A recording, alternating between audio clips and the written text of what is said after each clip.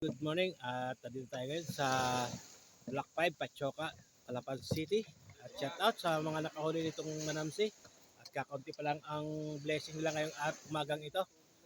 At nakaka 5 kilo lang yata ito pero mayroon pa sa ilalim. Yan, shout out daw sabi ni Ulo. Yan. Antay tayo guys, ng mga magtatabihan pa mamaya. At manalubungan din tayo. Meron pa silang huli doon. So guys, manamsi na yan. Yan. Ang naghimulit po nitong isdang ito ay walang iba po dito si Giselle. At ang galing maghimunit. Yan. So, kita mo naman guys, ang daming tumbo na lambat pero walang titig. Hindi alam kasi ni Ulo yung titig eh.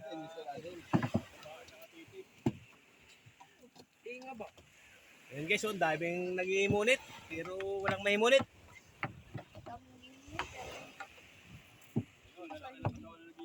Yun shout out kay Tutoy.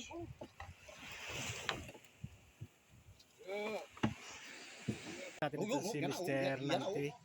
At maganda-ganda yung kanyang nahuli sa paninisid. Wow.